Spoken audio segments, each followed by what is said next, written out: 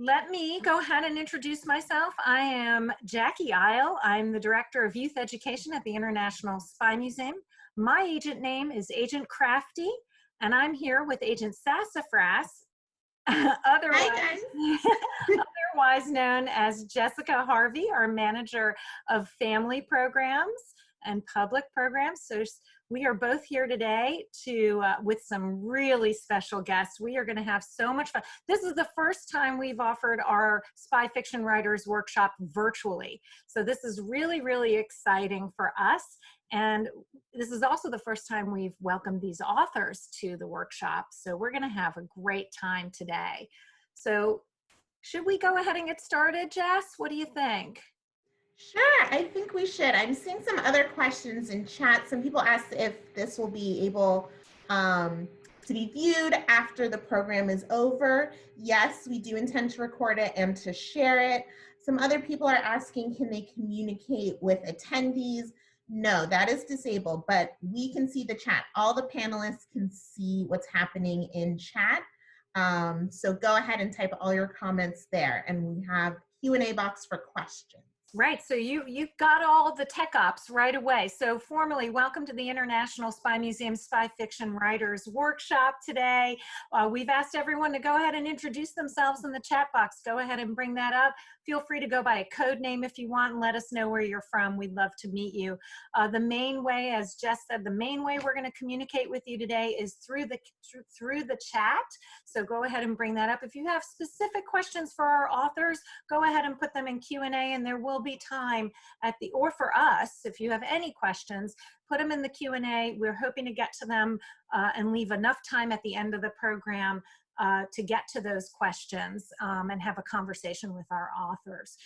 So remember, from a technical standpoint, we cannot see you, we cannot hear you. We hope you can see and hear us. Use that chat box mainly and use the Q&A box. And this is going to be highly participatory. We want you to get engaged. We want you to work with us here because we have a mission today. Our mission is to write the beginnings of a new spy fiction story, a new spy story. And we have some expert help with us today, because I'm not an author. Are you an author, Agent Sassafras? No, it's not my strongest skill. No, what we're bringing to the table are the real spy stories and the real artifacts, because the International Spy Museum has the largest collection of spy-related artifacts on public view in the whole world. And we should let you know that we actually are open now. We're doing this workshop from home, but the museum is open, and we'll talk more about that later. In the meantime, if we're going to work together with all these people, we've got almost 300 people in our webinar, we're going to need your help to make this new spy fiction work of fiction come to life. But we are going to need some special help from some from experts. So we are so excited today to have experts with us. So let me go ahead and introduce them, and we'll bring them live. We've got James Ponti, author of the New York Times best-selling book City Spies. Beth McMullen, author of the wildly popular and really fun series, Mrs. Smith's Spy School for Girls. And finally, we have Stuart Gibbs, New York Times bestselling author of the very well-known Spy School series. Welcome, guys. Nice to have you with us. Thank you. Hi. So say hi to everyone. We're so excited to have you here. Now, have we told you what the mission is? Have we briefed you on our mission today? We got to write a new book. Are you up for that? We Absolutely. We've never done it together, and we've never done it with input from others other than our editors, who I think might be on, who are lovely to work with. So hopefully this crowd will also be lovely to work with. Well, we think our audience is going to be really good at this too. But before we get started, I have some questions for the three of you, because I think it's important to share with our audience, how do you even get to be a spy fiction writer? Can you let us know, what inspires you to write the stories that you write, the books that you write? And any one of you can take the question and bounce it around between all three of you. You know, I know James has a good story. Do I? Yeah. Just put me on the spot. I don't remember my good story. But I like writing spy fiction because it encourages us to look for details. It encourages us to be creative, whereas superhero stories are fun, but superhero stories are all about this unusual ability that someone has. But spy stories are really often about regular, everyday people who develop skills and who really pay attention, and that makes them really fun to write. But I think Beth must have a really good story about it too. So Beth, Just jumping on to what James said, what I love about spy stories and have loved since I was a kid, and I loved James Bond, and I wanted one of those cars that did stuff. But what I love is the idea that what you see is not necessarily what you get. So on the surface, something may appear to be one thing, but in reality, it's something very different. And I love that as a theme. I think it's really great to keep coming back to that and see what is under those layers, and often is mysterious and not what you thought. I came with the idea for my spy school when I was probably about the same age as all the kids tuning in right now. I was definitely like 4th, 5th, 6th grade, and I was really inspired by seeing my first James Bond movie. And I went home and wrote what would now be known as fan fiction. So I wrote not a James Bond story, but a Jimmy Bond story about James Bond's son. There was a James Bond book called The Man with the Golden Gun. So my story is called The Kid with the Golden Water Pistol. And I came up with the idea for a spy school. But really the joke of my idea all the time was that I think so many of us are introduced as spies by the movies, and then just to me the idea of what it was really like, or dropping somebody into the reality of being a spy was probably very different than what the movies were like. But also I felt like at this point all the people going into becoming spies have seen the movies, right? And all the bad guys have seen the movies too, so they're all working from the same reference. I did like the fact that James Bond's name was James, and so you go to the movies, it would be a lot of, oh, James. Look what James do. And I kind of let that roll my way and thought, I want more of that. So that was also a good thing. No, but I also really like the idea that kids, part of Mrs. Smith's Spy School for Girls came from the idea that kids, like a lot of you guys, you're underestimated in some ways. So the expectation is that there are things you can't do, but we all know that you can do them, and you do them well, and you do them under the radar. And so kids can go and do things that adults might not be able to do. And I thought that was a super fun idea to play with in that series. Well, Jess and I can attest to the fact that after we've run, I don't know, years and years of spy camps and workshops, that the kids that we work with have some unbelievable spy skills that adults tend to lose. The skills of observation and analysis, and the skills of really being able to assess their environment and think outside of the box. A lot of the kids we work with are incredibly talented. So I think you're right on, Beth, with that. We're seeing that with our audience for sure. But I'm very curious to know from each of you, now, we don't know this for sure, but we don't think you're real spies. And so, like, how do you go about writing a spy story when you're not a real spy? Like, how do you know what really goes on in the world of espionage? I don't, actually. I have no idea what goes on. And for a while, I was trying to get in touch with real spies.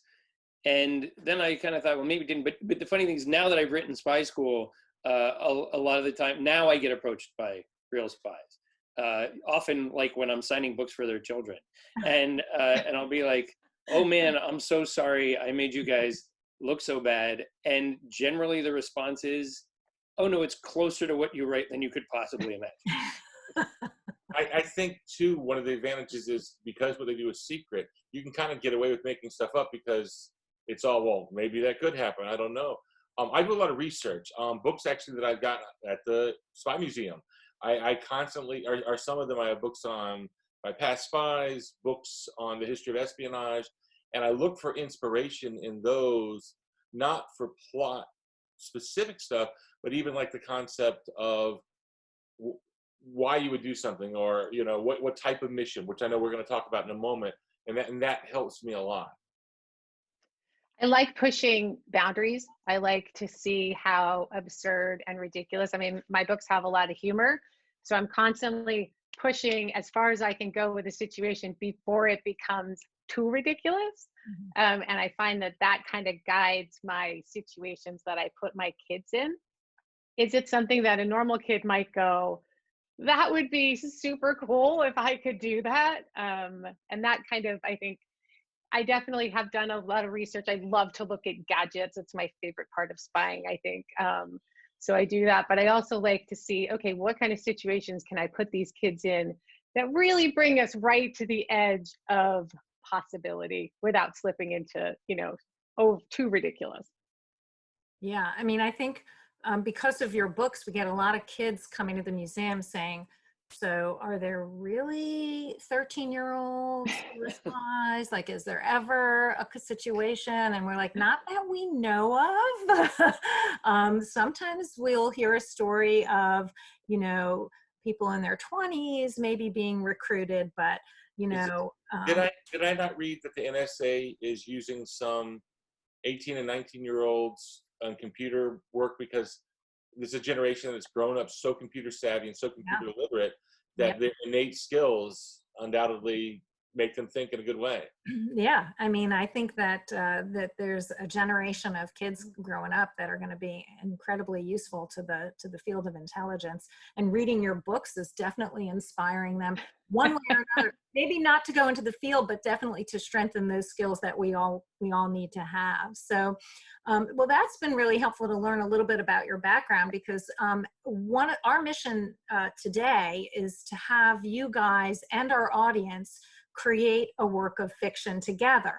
So in order to do that, we're going to get started with determining the who, what, where, and how. And we've got a couple of ways of doing that. Now, we don't have a lot of time. I mean, how long does it generally take you to write a single book, you guys? Stuart, I think, writes them in about a day or two. Yeah, I was going to say, ask Stuart. In like 10 minutes. I wrote one while we've just been hanging out here. That's nothing could be farther from truth. It takes about, for me, from the time I even start writing, there's probably a year and a half of doing drafts of the book, and often I've probably been playing around with that idea for, like I said, I read the original idea for Spy School when I was a kid, but some of the times, like some of the plots I use are things that I had ideas 20 or 30 years ago. And it's just an idea I've been playing around with for a long time. We have 20 minutes. What can we get done? So we're not going to write the whole book, right? Right. We're going to frame it out. And we decided, one of the things that we decided in our planning meetings was we don't have a lot of time to come up with a brand new character. So we're going to do a mashup. So I'm going to let you guys introduce a mashup of the new spy novel that's going to combine the main characters from each one of your books. So we're going to start with you, Beth. Can you introduce Abby to our audience? Yes. Okay, first of all, I totally love this idea. And I think that putting Abby with Brooklyn and with Ben, that would just be, they would be super fun to hang out with. I know Abby would dig it. So Abby's 12.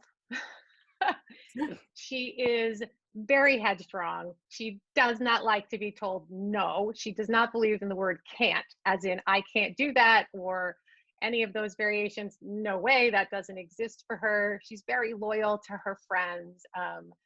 She's well versed in creative escapes. A lot of times she gets herself and her friends into situations that are not great, and she needs to get them out of those situations that aren't great. Being a girl is Abby's superpower, because people often underestimate what girls can do. And they do that with Abby at their own peril. And I've known Beth for a couple years now. I'm pretty sure Abby came one day when she was looking in the mirror. It's like, oh. I gotta say, she is what I wish that I had been when I was 12. And spoiler alert, Ben bears a strong resemblance to someone in this crowd too. James Ponti. He is just like James Ponti. Yes, I'm the inspiration for He is Ponti-esque. I think we have a lot of Abbies in our audience, a lot of kids who can identify with Abby. But how about Brooklyn? We're going to add Brooklyn to the mix. So Brooklyn is the main character in City Spies, which is my newest book. And Brooklyn she's 12 years old. 12 is a running theme in these storylines, and she would get along with Abby great too. Brooklyn is from kind of a rough background in New York. He grew up in New York City, which is in City Spies. All the characters, when they become spies, take as their spy name their hometown, and that's the only thing that connects them to the past. So Brooklyn comes from New York, and her skill is she is Mozart on a keyboard. You know, she can do anything on the computer, or thinks like Abby thinks she can do anything on a computer. And that is the one place where she truly feels like, unlike everywhere else where she's uncertain or has been overlooked throughout her life, when she's at a computer, she knows she's where she's meant to be. That's great. I love Brooklyn and Abby working together, and they're going to be joined by Ben. Right. So, tell us about Ben. Well, okay, so Ben did start at 12, but there's been enough books now that he's 13. And so Ben is a pretty normal kid who's been recruited to the CIA's top secret Academy of Espionage. But like Ben is not really the kid like Abby and Brooklyn the word can't is very much in his vocabulary. But he does have one superpower that really anybody who's watching this can have, which is that he's very smart.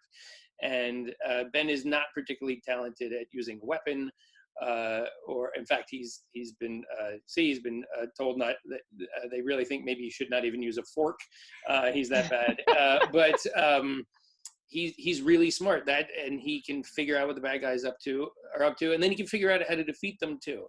And so that has been the secret to his success as a spy. I love this team. So this is the team. These are our main characters. They're going to work together through our novel. And now I think what we want to do is turn it over to our audience. This is where we need your participation, guys. So we need to set. I don't know about you guys when you write books. So we're going to prescribe this order. We got our main characters. Now we're going to set our books. Where is it taking place? What is the main setting? So we've come up with some choices, whether it's San Francisco, New York, Paris, Rome, London, or your choice. We're going to bring up a poll, and our audience is going to vote. Now, if it's your choice, if that turns out to be the most popular thing, what we're going to do is we're going to go over to chat, and Agent Sassafras is going to be like the queen of the world here. Well, she's going to bring up a few, and we'll let our authors decide from other choices. But maybe one of the other cities will take the lead. So we're going to crowdsource this, guys. We'll bring up this poll now, and you guys vote. Sassafras, are you? Oh, here. Okay, great. So our poll is up. Go ahead and vote. Put your votes in now. We're getting a lot for Rome. I'm seeing a lot for Rome here. Yeah, Rome coming in very strong. London is catching up. I'm Italian, and my people come. Couple more seconds to vote. Just go ahead and vote. It looks like I think I might have done a poll with all the questions, but you did, I think. You can restart it several times. Like it. Okay, that's what we're gonna do. Okay. I'm not good at crafty ironic agent name is what you're saying. Oh, Rome, San Francisco. People like shouting Rome now. It's just in Canada. It looks like our Sri Lanka, China. This is our cool. audience. It looks like they're the kind of people that want to choose on their own. Right. They don't want the popular vote. They're just the stuff we practice. Marching. So guys, go ahead and put in chat. A lot of people have been putting things in chat so far. Okay, go ahead. Holy cow. I would say there's a lot for China. Wow. Right. Wow. There are some for Washington, D.C. We did a lot of Africa suggestions here. Wow. Yes, lots of different Africa suggestions. Right. So authors, what do you think? Anything you're seeing that you want to choose from? Well, one just flew by was Disney World. Disney World was probably fun. Especially because I worked there in the summer of college, so I know my way around there. That's just one thought, though. There's a lot of Maryland. That could be fun. Maryland, yeah, Ethiopia. Maryland or Ethiopia, they're, Ballpark. Now, when you go to write a book, how well do you need to know the location? Because we may have some young authors out there and they want to go start their own work of spy fiction. Do you need to have been to the place that you're going to write your book? Certainly helps. I think the better you know it, the better your writing can be. Sometimes, though, actually, it's not best to write where you're from because you know it so well. Sometimes you get overwhelmed by including things. Mm-hmm. But a place that you've been to that that you can research is always at least helpful to me. What do you guys think? I find that being somewhere as a tourist, because usually when you're out of your normal environment, you're much more prone to observe. You're much more aware because you're not in a routine. Everything is different. And in those moments, you pick up a lot of the details that make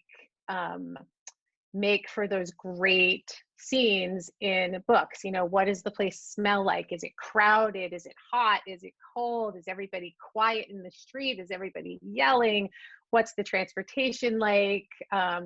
All of those things that if you're there and you're able to see them, you get a lot more detail. That does not mean you can't write about a place you've never visited to, because we have lots of ways to do that nowadays. Right, but you get so many more ideas. When I talk to kids about this a lot when I'm visiting schools and stuff, is that, and I recognize most kids can't travel around, but if you even get your parents to take you to a museum, you can come up with so many ideas just walking around. I plot out a lot of my action sequences by wandering around various places.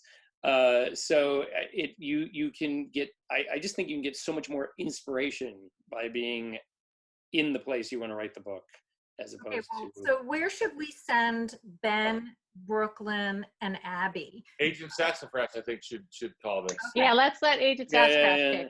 Okay. Well, I'm going to say either Maryland or China, because the audience is going crazy for Maryland. There's one guy who's just yelling Maryland over and over I think it's the same guy. China? Right. We go to China, I don't know very well. Do you guys? I don't know China very well at all, but neither. That's the one issue that would be picking the one place that After none we of just us. told you, it's really great to know. Disney? Well, we got Disney World. You want to do Disney? Do we get product placement fees for that? That used to write for Hyperion, and I don't know if that's. I did. It was a long time ago, though. Right. We all know Disney. I would do Disney. I've been there, not recently. Okay. All right. We're going Disneyland or Disney World. We could do either one. We'll go to Disney World because it's by James's house. Really. Okay. Great. Okay. Were we not doing Africa? Because I went to Africa. Guys. We're prepared. Don't they have Africa in Epcot? Don't they have every Oh, right. in Epcot? Right. So that's the beauty of it doing. works. We could do Epcot. They can go everywhere. Right. This is too dangerous here. I have to come. All right. So let's send them to Disney. The funny thing about that is Disney World actually was a place, and Disneyland was a place that spies often used, because it was such an easy place to get lost in the crowd, and it made sense for a foreign national visiting a country, even someone to go there with their family. And my brother worked in the government, and he actually told me that it was commonly known that Disney World was a place for spies to be. So that's a legitimate answer. That's a legitimate place to set. So if Stuart and Beth and I were writing this together, and of course, Simon Schuster editors out there, we could do this if you guys want. You start thinking, that's quick work there, Stuart. I'm impressed. That wasn't on the list. I'm like Brooklyn on the keyboard here. Look at him. He's amazing. All right, you gotta figure out the advantages. And the one great advantage that people don't know about Disney World, and I know because, like I was saying, I worked there every summer I was in college. Disney World is actually the second floor of a building. So because there's no underground digging in Florida because you hit the water too soon. So they built a series of tunnels above ground.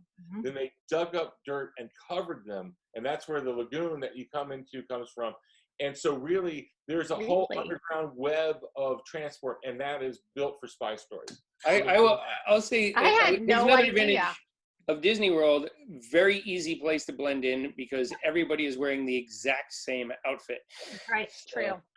They're all wearing baseball caps and sunglasses and t-shirts. I think Disney's a And great. in our case, there's a lot of kids. A lot of kids. So Very a easy couple to more blend in. kids are going to be, you know, Blends up. whatever. Our kids will go in maybe as a school group on a visit, on a school trip, and that's a cover. So Right, we very got good. one of That's the a good things, cover. Agent Crafty, Agent Sassafras, we always try to figure out quickly, at least, what's the cover that our characters are using.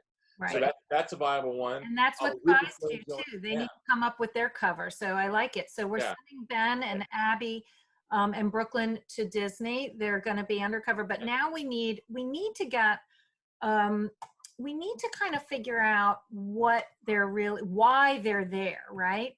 So, whoops, did I freeze? No, let's see. So,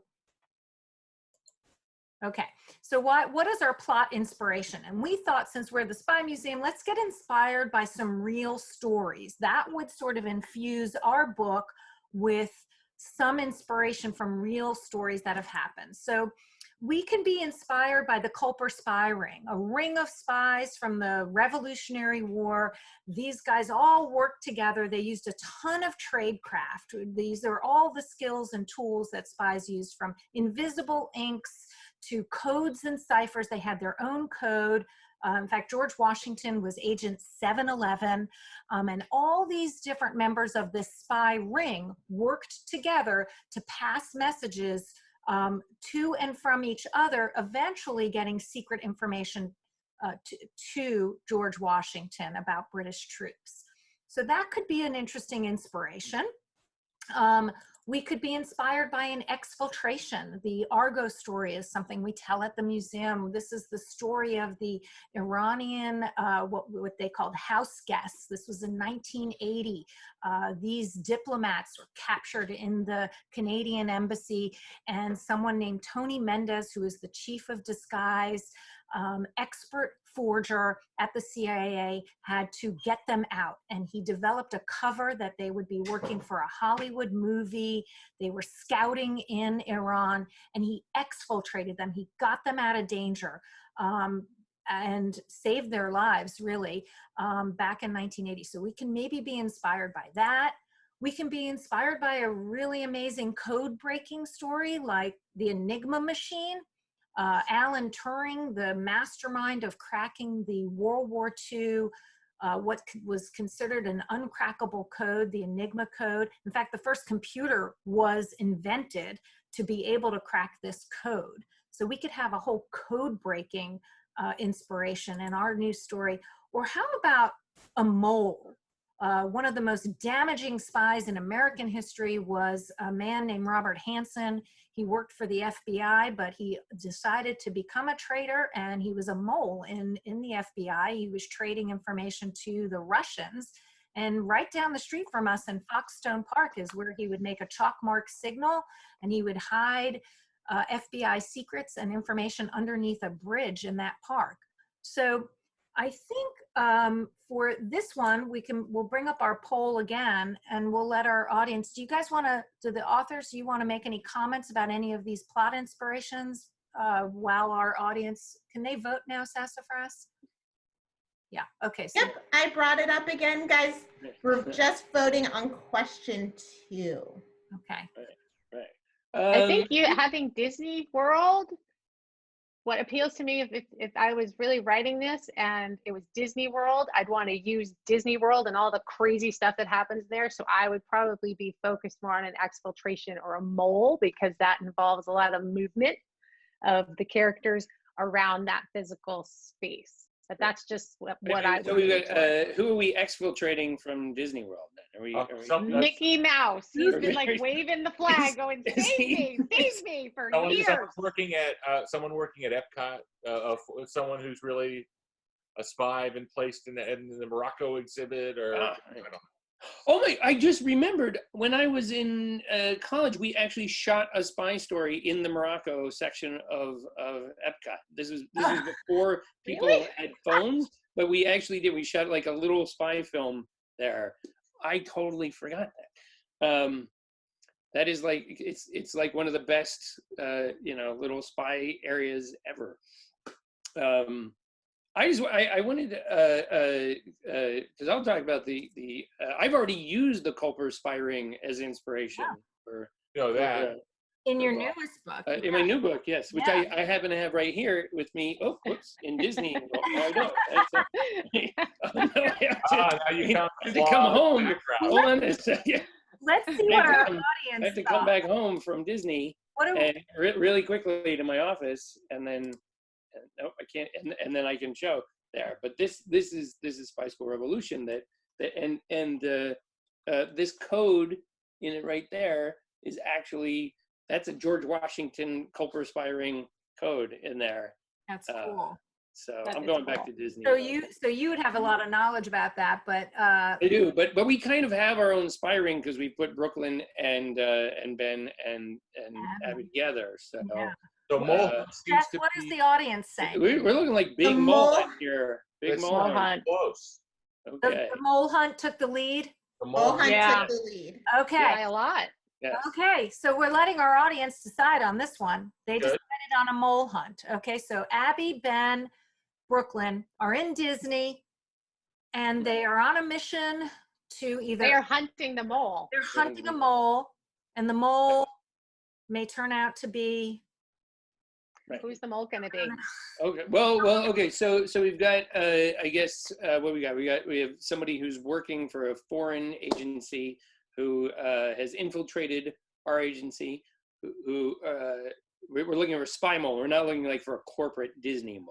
No. They Okay. wouldn't like that. Beth, do you have like Stuart has Spider? I've got Umbra. Do you have evil agency in yours? I did. I have a nefarious individual named the Shadow who runs a criminal syndicate that is worldwide. Okay. He's an enabler. He enables crimes to happen. So I think we have someone like that. We want to avoid countries and demonizing countries when we're on the fly here. So someone from one of our groups there is secretly a mole. Is a mole. And or maybe it's a CIA mole. CIA is having family day vacation, so all the CIA moles are taking their families to Disney World.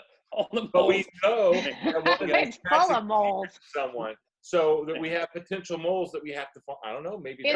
This is great. Is So our mole our guys. a kid? Is our mole a kid or an adult? What if it's a kid? Oh, we've never gone up.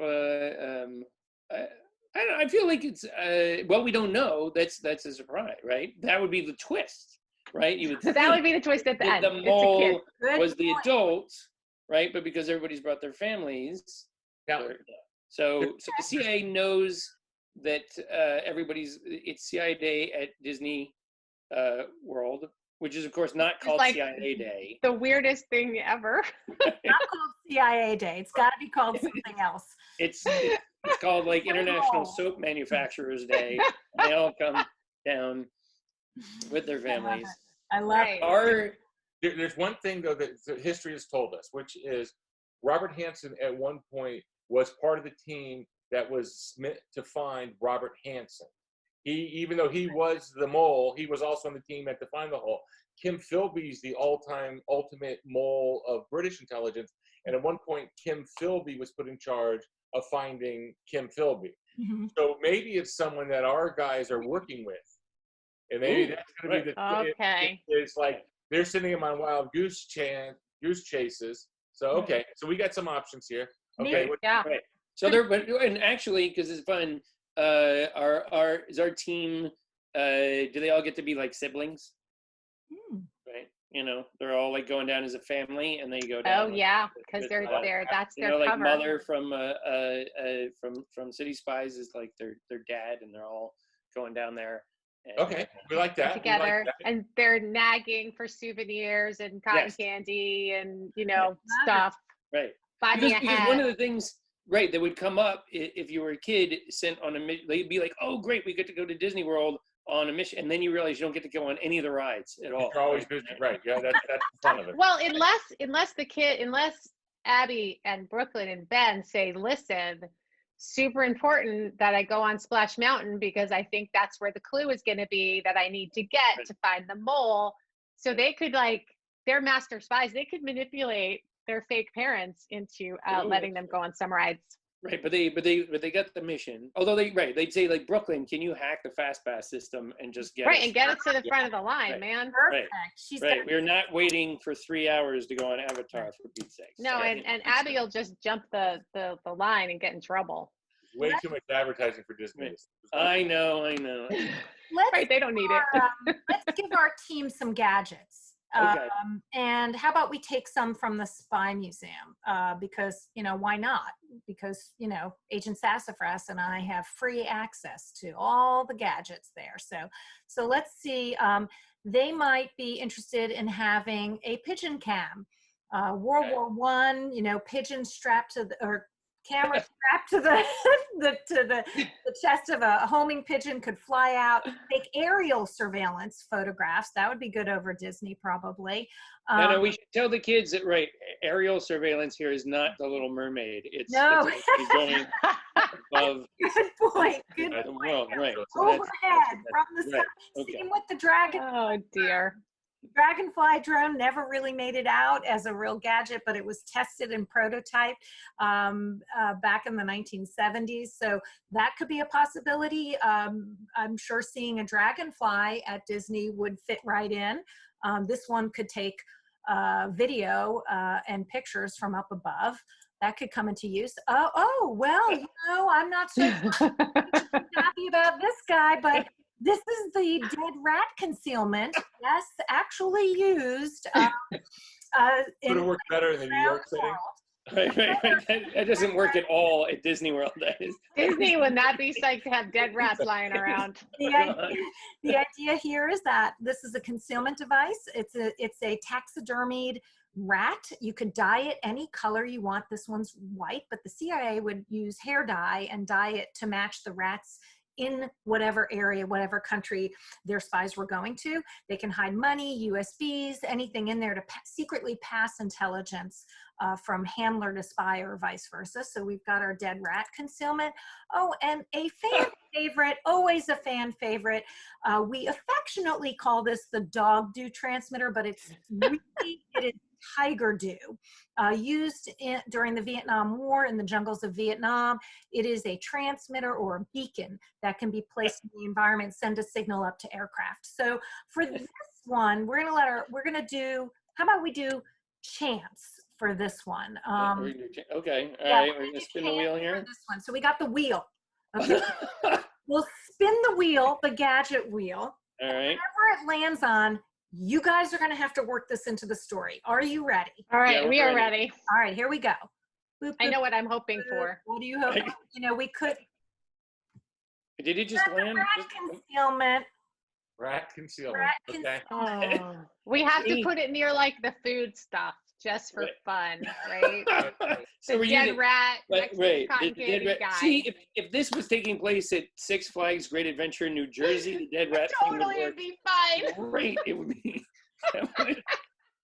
So what are you going to do with the rat concealment? Well, all right. What are we putting in it? What's going to be in it, Yeah, good question. guys?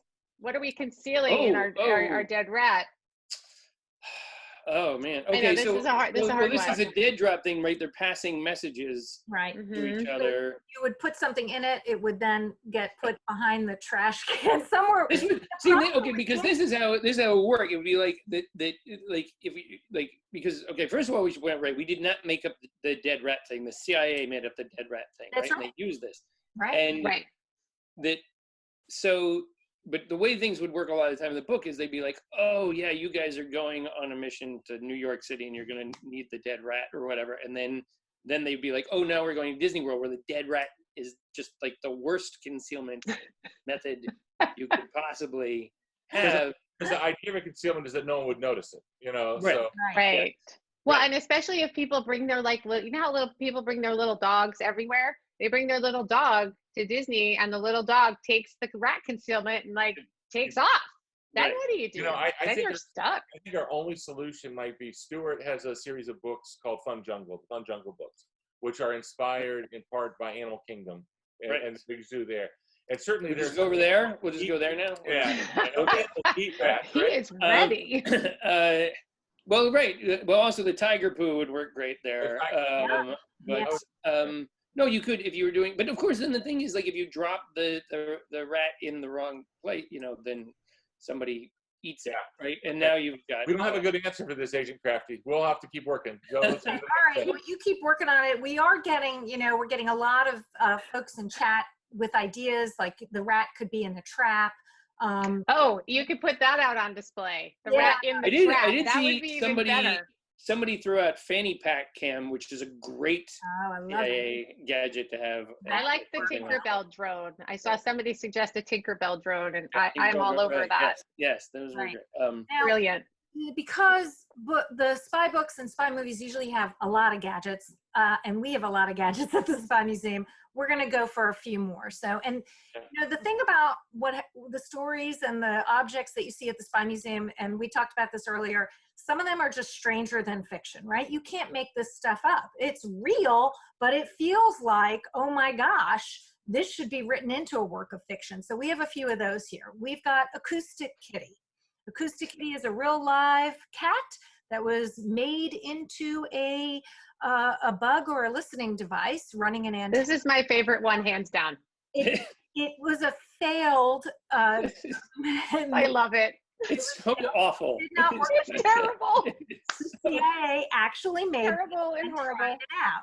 So we got Acoustic Kitty to choose from. We've got a little walnut concealment for a teeny tiny one-time pad, which is a way of hiding a whole kind of code book or a whole coded message. We've got the lipstick pistol used by the KGB as a defense, just to sort of get out of a tight situation, clearly used by someone who would use lipstick. And the ever favorite rectal toolkit. Yes, where the sun don't shine. All the tools right up your rear end. Right. This is the kind of stuff that makes you think maybe I don't want to be a spy. Right. So for this, Oh. I think we have a poll. Can we go Acoustic Kitty with the Mickey Mouse costume, and then you could have like these giant like satellite Oh, ears, big, huge ears. We have the poll. That could be fun. Yep, I've launched the poll. People are voting. Okay. Did they have a problem with the Acoustic Kitty eating the dead rat? Did that ever happen? No, but I love it. See, that's what you can do in fiction.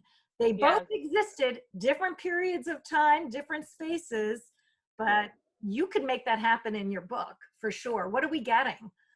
I'm definitely using Acoustic Kitty. The lipstick lipstick pistol pistol, won. right? Lipstick Acoustic pistol. Kitty came in second. Oh, bummer. You want to put them both in? Bummer is what they actually call the rectal concealment device. Thank God I didn't win. by The way. walnut did not I'm win. surprised it didn't Yes. win. Yes, if this was YA, then we'd go. It with would win. Right, If but you have an idea in chat that if Acoustic Kitty was in your book, it could pose as one of the stuffed animals in one of the retail stores in Disney. right. We go. There we go.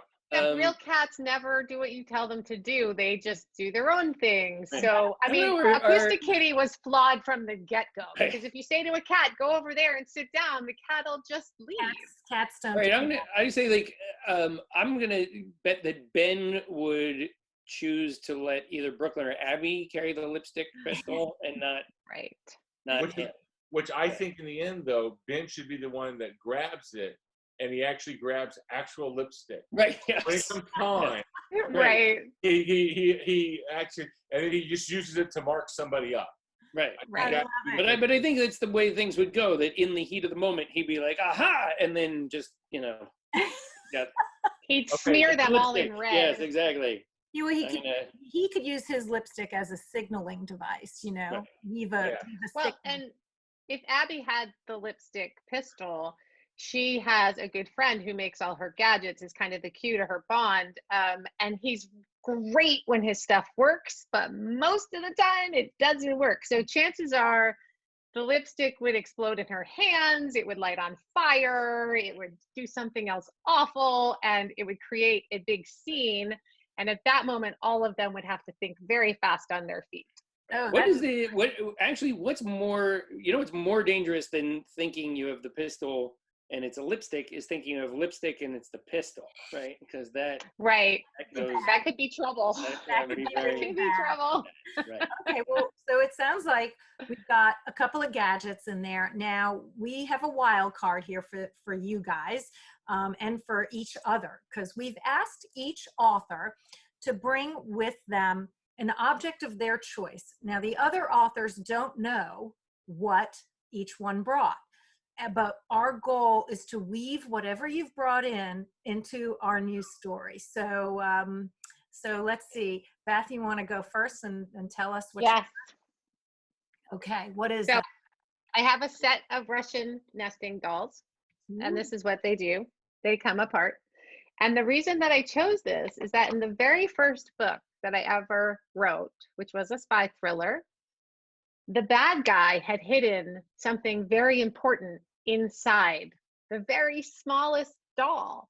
And it wasn't until my main character figured that out that she could put all the pieces together of the story and figure out what was going on. So I keep this around mostly to remind me how far I've come since that very first book. That was 8 books ago now. So that's my object. Okay, so we're gonna have to work that into the story. Let's see, and James, what do we got? Well, mine seems like a pre-planned thing, but it really isn't. I had a couple options, but this is actually the coonskin cap that I wore when I worked at Disney World as Baby Crockett. Oh my goodness, that's perfect. For those, here's the logo in there, and so I would wear this hat. My head was younger and thinner, and I would tell jokes in the front of the canoe. So this is somehow going to have to work into Frontierland as a plot device. Maybe we'll hide some kind of transmitter in the tail. Oh, inspired by Acousticity. That's awesome. There we go. And let's see. So Stuart, what did you bring? Well, I was going to say, we actually have talked a lot, not on this particular time, but as authors, we often talk a lot about how one of our big things we do in our stories is we want our heroes to not have their phones. Because it's really, there's nothing James Bond could have wanted more in his life than an iPhone, right? And so when you take it away, then you have to figure out other stuff. So I don't know. I have an octant, which is an old timey sort of sailing thing that allows you to calculate height or where you are on Earth, help you blend in on the Pirates of the Caribbean ride. But I like this object because there's actually multiple ways to use it. Like if you had to find out a very important piece of information, like how tall the Cinderella's castle is, right? You could use the octant and do all these really amazing calculations to figure out exactly how tall it is. Or you could go up to somebody who works at Disneyland and say, hey, I'll give you this really nice octant if you tell me how tall Cinderella's castle is. So there are multiple ways to use that. Okay, so we got the octant, we've got the Russian nesting dolls, and we've got the raccoon hat. Right. All of this has to work into our This story is getting very complicated. And this is why our editors come in to help us, because we have our editors are like, no. Well, the coonskin cap is for disguise, right? They have to infiltrate Tom Sawyer's Island via or maybe commandeer a canoe. Right. Right. And maybe we could replace the dead rat with the Russian doll. Well, and then I thought your Russian doll would because the lake is so big there, they have to navigate around using their octant because they don't have GPS. Okay. Right? All right. That's good. Or Right. if they fall in the ocean's not really close by, is it? No, but it's All right, so that's not a good plot point. Right, and then they find the Matryoshka doll that has the final clue hidden in it. all right. Okay. I like. I think instead of the dead rat, Right. You could hide this. Right. Right.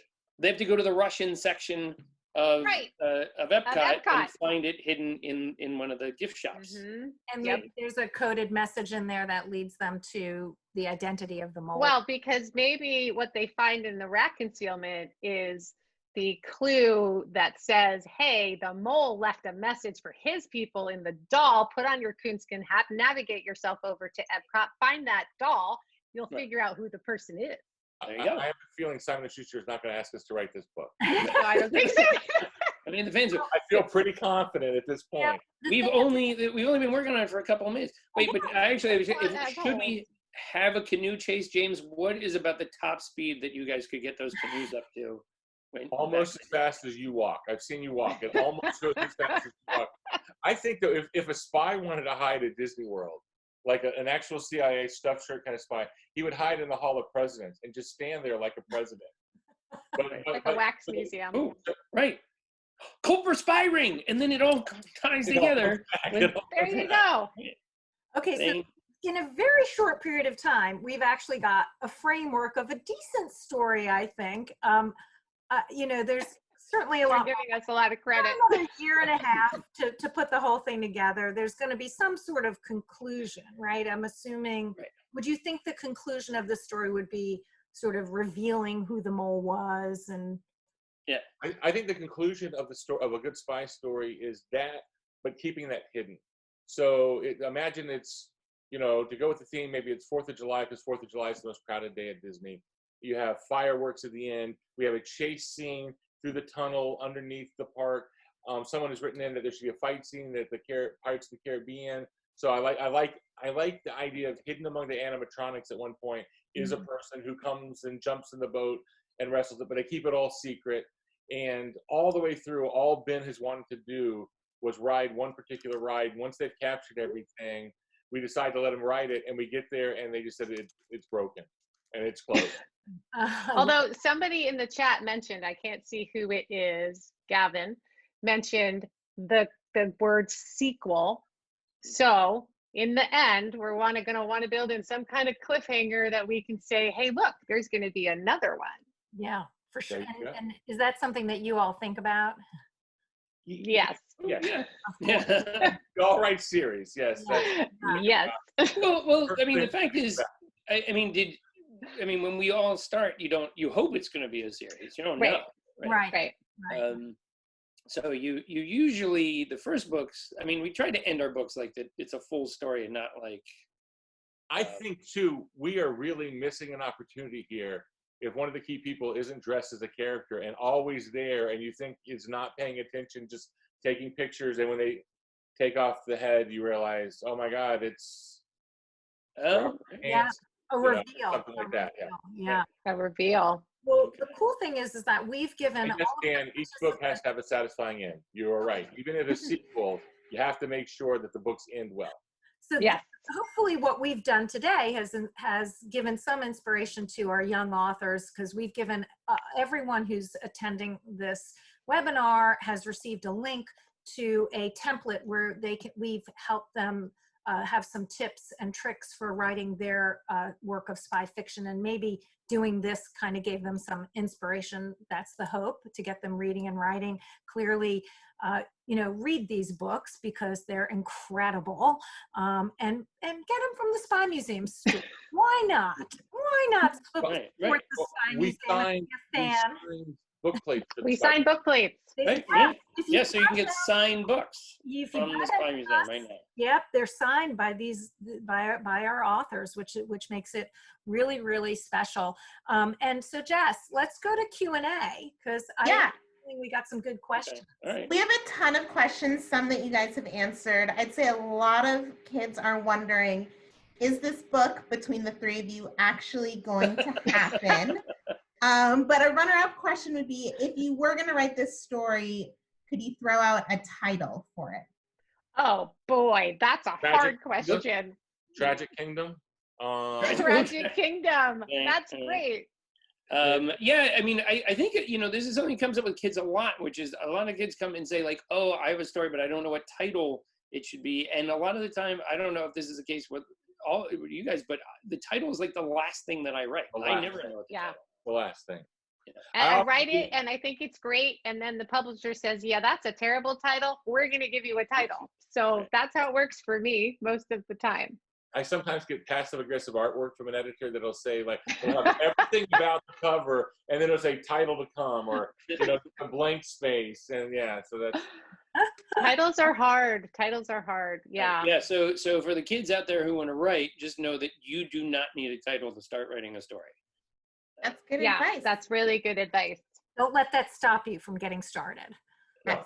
A lot of kids want to know, what is the favorite book, your favorite book that you've written so far? And are there any new books, any sequels in particular that we should be looking out for?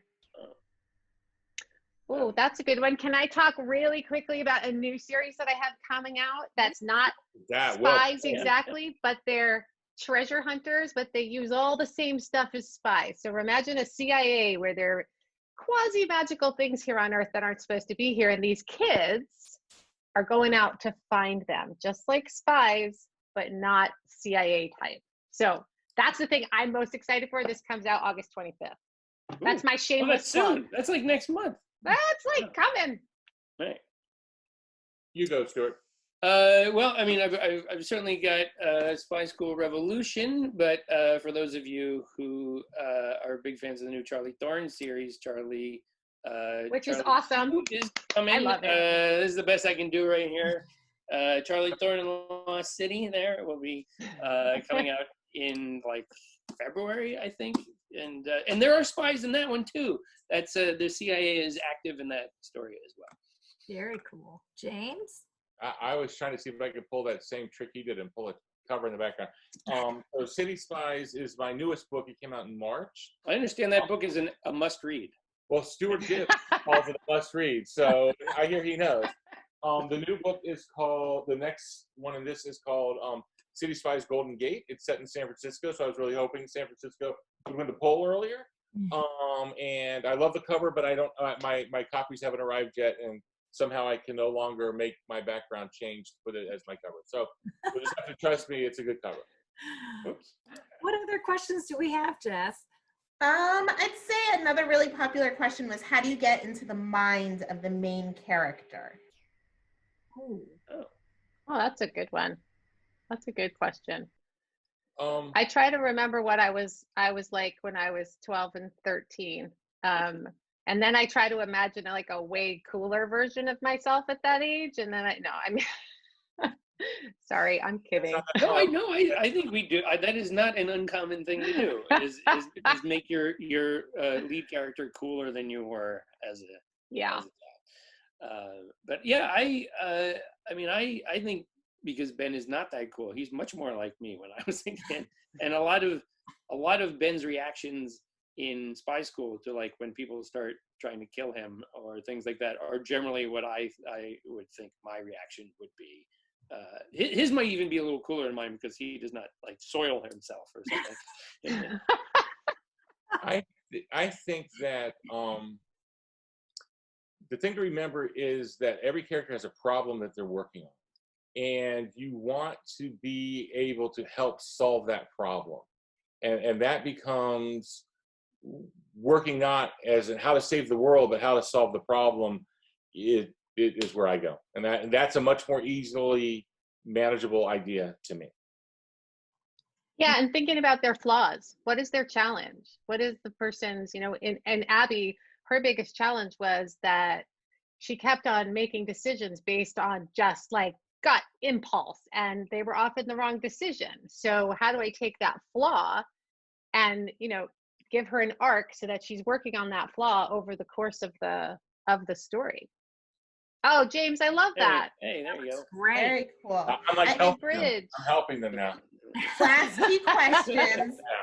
A lot of people want to know if any of these books are being turned into movies, especially the Spy School series. Especially Spy School. We all love Spy School. We do. It's just been running longer than your series have. Spy School is under contract, oddly enough, at Disney. So COVID has really shut down the movie business right now. So every project is pretty much stalled. So I don't know when things will be up and moving again, but I have written 3 drafts of the script of Spy School for Disney, and fingers crossed that they will start making movies again. Yeah. Well, there's a lot to look forward to. We are bumping up against 5 o'clock, I think, so it's unfortunate because we probably have a bunch more questions, and we'd love to be able to answer everyone's question, but it's kind of difficult to get to everyone. I wanted to try and share my screen because I want to share with everyone a couple of really fun events. Am I sharing yet? Am I sharing? I think so. No. No, not yet. Technical difficulties. Have it pulled up in one moment. Sorry A about lot of kids are also wondering about any advice, last piece of advice that you might share. That. A piece of writing advice? Yes. Besides write all the time, and yeah, I mean, look, I think that a lot of time kids who are excited about writing think that if they don't get published by the time they graduate middle school or high school, that means that they're not a good writer. And that is not true. It just means that you're a young writer. Very few people ever got published at that age. And if they did, we hate them. Gordon Corman. Gordon Corman. Oh my God. Right. No, Gordon is a lovely guy. Who published his 95th book on Tuesday, by the way. Oh my goodness. But yeah, I mean, if you get rejected, that does not mean that what you wrote was necessarily a bad idea. It may just mean that you have to go and work harder on it. So I think the advice that I would give is that I think a lot of people think of writing in books as this distant thing, and it's much more personal and close than people realize. And I think when they go to try to write, they suddenly change the way they communicate, change the vocabulary they use. They're trying to sound important. And the key to me is write in your voice. Write a story that matters to you, because that's the one thing that you can do better than anyone else. You can write what matters to you in the way that you talk, in the way that you think, in the values that you have. And if you're true to that, I think you're going to really not only enjoy the process more, but I think the outcome of what you do is going to be better. I love that. I always tell kids that I talk to about writing that the most important words are don't quit, because if you quit, you absolutely are assured that you've got nothing. But if you keep going, if you do a paragraph a day, if you do a sentence a day, you will have something to work with. So if you just stay in the game, and there'll be moments when you really do want to quit, and that's when you just have to steel yourself and kind of push through it and just keep going. And think about Stuart Gibbs writing Jimmy Bond as a girl. Right. And it didn't come out till he was in his mid to late 50s, 60 something, I think. So I was 84 when that book came out. Yeah. I mean, I know that, and I think I've seen the comment about it where people ask about self-publishing, and sometimes people, we can be a little down because suppose if I published my Spy School story when I was 8, it might have precluded my ability to go back and redo it later in my life, right? And yeah, and I'm not saying that story wasn't just amazing when I was great, but we probably should let some folks go. We want to thank all of you. Thank all of you so Thank you. much. Thank you guys. This was super fun. Really fun exercise. We want to say to everyone out there to, keep writing. Feel free to share what you've written with us. You can always write the Spy Museum at educators@spymuseum.org. If we didn't get to your questions, we'll try and get answers through that email address. That's educators@spymuseum.org. We've got 2 upcoming programs in August. We've got The Magic of Spying on August 5th and our Covert Couch Challenge, which is your family has to work together to do all kinds of things in your own house that are run missions in your safe house, like make a gadget from stuff in your kitchen. So it's really, really fun. So keep up with the Spy Museum and all the things we're doing from our website. And again, you guys, James and Beth and Stuart, thank you so much for being with us. Thank you, Jessica. Been a pleasure, guys. Thank you, guys. Guys, stay safe out there, and thanks for being with us today. We'll see you next time. See you next week. Bye. Thank you. I don't know if I said that. It just felt right. Bye, guys. Bye. Bye, everyone.